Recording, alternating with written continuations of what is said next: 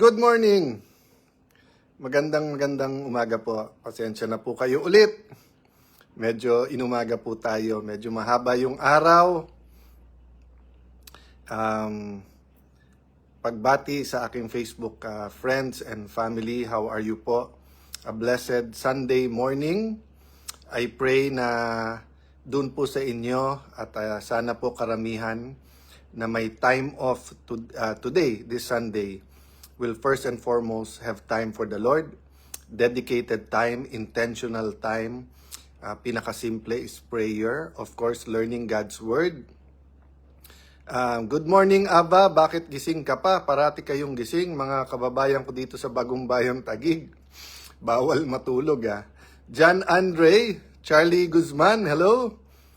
Ano to? Crocs Contractors. Ayan.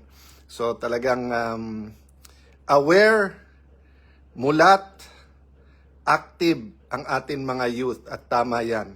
Fight for true change and transformation.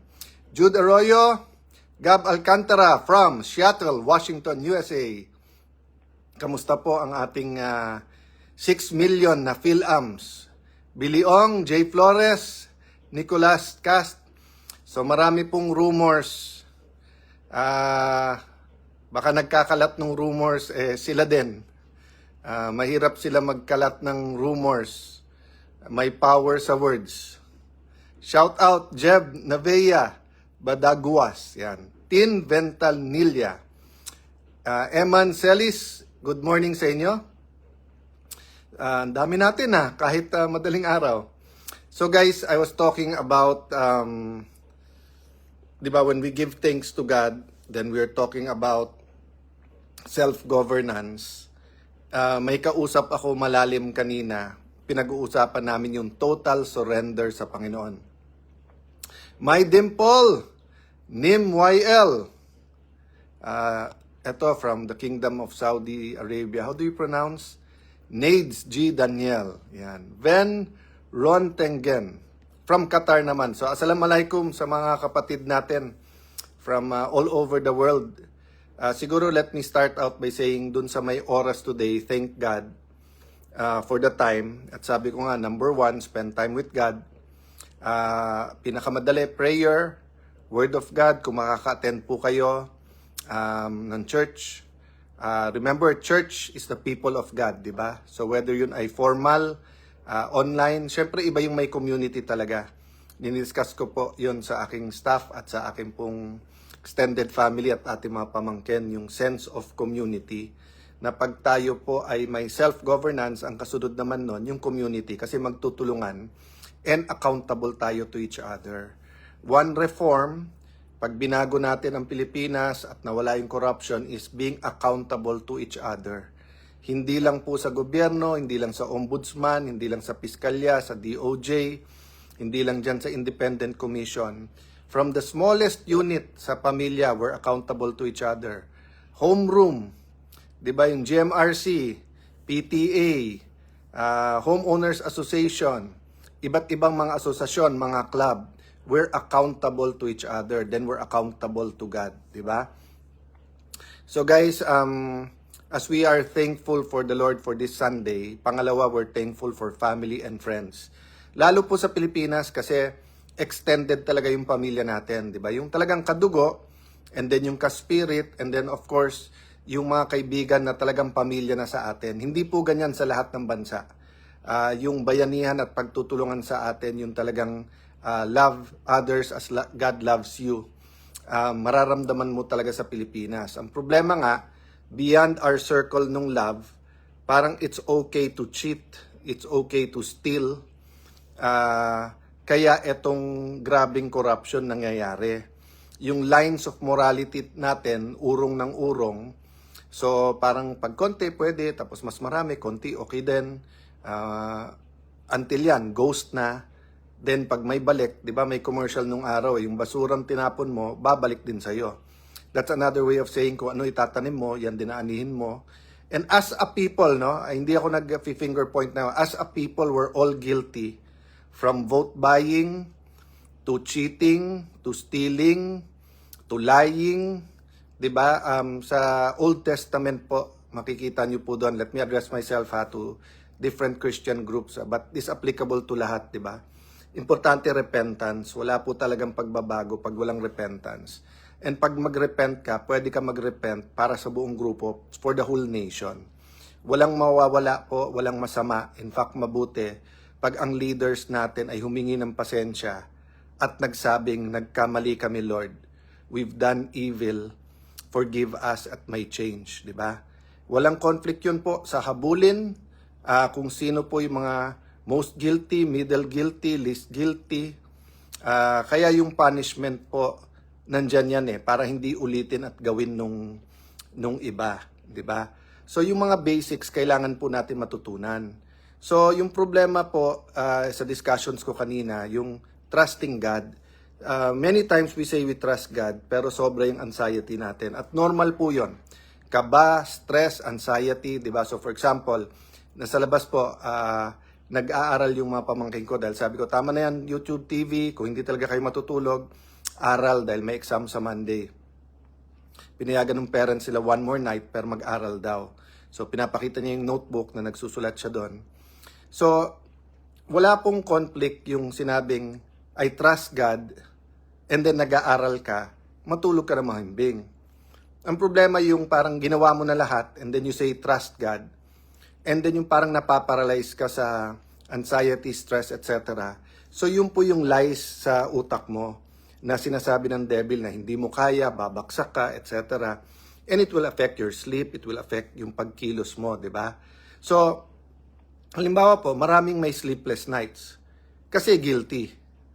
Tama po yun na mag-guilty at tama magka-sleepless night para ma-lead sa repentance at saka sa pagbabago. Pero yung iba, hindi makatulog kasi paano ko mapangalan, pero wala naman silang ghost project. Ginagawa lang yung trabaho nila. Di ba? God did not mean for us to have anxiety, stress, dun sa mga bagay na ginagawa natin yung tama. Dun pumapasok yung trusting God. But because we are human, we do hear voices. That's why sabi po sa Bible, my sheep know my voice. So, mas malalim ang relationship mo, mas may trust. So, di ba parang sa basketball po yan. Pag matagal mo ng kalaro, yung mga teammates mo, minsan kahit hindi ka nakatingin or pag sinabing trust me, papasa ko sa iyo bola basta't malibre ka. Wala kang anxiety or kung yung kabaman, nalalabanan mo yon kasi kilala mo siya, alam mo boses niya, alam mo tingin niya, alam mong papasahan ka ng bola. Pero kahit anong galing niyan, pagbago, hindi mo alam boses niya, hindi mo alam kilos niya, hindi mo alam tingin niya, 'di ba? Maliligaw ka. So, kaya marami pong naliligaw because they hear the different voices and then either nagkakapit sa patalim or inuuna yung gusto ng laman or kung anong mas madali o ano yung mas shortcut, 'di ba? So, I say this all in context ng self-governance. Yung pagbabago na gusto natin sa Pilipinas at sana ma-experience natin lahat po, no? Kung ano man ang age natin. But me, I'm in my 50s. I really hope yung mga teenagers ngayon, you will have the kind of government, the kind of culture, the kind of character, integrity na nakikita nyo sa Japan at Singapore. Sana po, hindi yung katulad po na nangyayari sa US at iba pong gobyerno, lalo po dito sa Southeast Asia na may mga lugar din na whether it's discrimination or fighting or military rule. Yes, democracy is messy, but it's not supposed to ruin our lives, di ba? Hindi po pampasira dapat ang democracy, hindi po pampasira ang gobyerno, pampabuo yan. Kaya ang gobyerno po is there to promote good, prevent evil, but align the country with yung will ng Panginoon. Kaya nga pag nag-pray tayo, di ba, your kingdom come here on earth as it is in heaven. Nag-align tayo kung ano ang kingdom ng Panginoon sa heaven kasi perfect yung kingdom niya sa heaven. So hindi po ako magpapakahaba masyado dahil medyo maraming lakad tomorrow. One, pray for our nation na itong shaking na ito, yung mga tamang dapat, kumbaga po, di ba, pag sinake mo yung puno, dapat yung mga patay na dahon, patay na branches, yung mga bulok, malaglag, di ba? So, dapat malaglag lahat. Kung hindi, maapektuhan din yung later on, di ba? Or it will cause, what you call this, deception na parang mabunga yung puno na yun pero marami ng bulok, di ba? Pag-pray natin na gumanda yung ugat, yung foundations ng ating bansa, yung core values natin, yung talagang loving God first, then loving others as God loves us. Pag-pray po natin that He will place like chess. I'll address myself dun sa mga mahilig mag-chess, di ba? Yung positioning from the opening to the mid-game hanggang dun sa end-game, di ba? Napaka-importante sa gitna at bandang huli na tama yung positioning mo sa opening. So, pag-pray natin na tama ang paglalagyan ng Panginoon ng bawat pyesa para pagdating ng pagbabago, tuloy-tuloy na or sure na yung victory. Pag-pray natin that the right people will be in the right place at the right time and we do things correctly. Kasi pag mag-shortcut, paulit-ulit na naman tayo, vicious cycle na naman tayo. Ven Rontegan from Qatar. Bianji ba? Bianji Cabal. Hello po sa inyo. Good morning po. Anne-Marie Celo. Sam, shout out from Norway. Ayan, all the way from Norway. Mga taga-Kuwait, magandang araw sa inyo. Neri Olita. Jude Arroyo. Marami pong magaling sa gobyerno. Minsan naiipit lang sa sistema. Kaya etong hindi natin pwedeng tantanan yung nangyayari. Para nga yung opportunity na tunay na pagbabago. By the way guys, at least mas familiar ako sa history ng Singapore. A series of shakings din ang nangyari dyan. At may corruption din sa stock market. Led them for real and true change and lasting change. No? And many Christians were in a position of influence na nagtanim ng tamang mga values. Pero makikita mo, ang Singapore, isa sa mga bansa na multicultural, multi-religious, but they made it work. Ano pa kaya tayo na, yes, regionalistic, pero more or less homogeneous, di ba?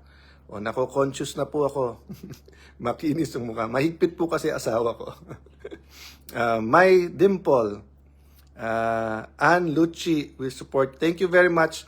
Prayers po, prayers move mountains. Gawin yung intentional, intercede. Tutukan po natin, no? So tomorrow or later, I'll try to speak more konti about trabaho, no? God bless you guys. Again, priorities today, Sunday, time with God, time with family, loved ones. Pray for our country. Kung ano man membership nyo na community, trabaho, kung ano man trabaho nyo, just do it as if you're doing it for God. So kung taga-timpla ka ng kape, isipin mo, tinitimpla mo yung kape para sa Panginoon. Kung tagalinis ka ng kotse, isipin mo, nililinis mo yon para sa Panginoon. Kung nag-aaral ka, isipin mo, nagpapaaral sa iyo ang Panginoon. Good night. God bless you all.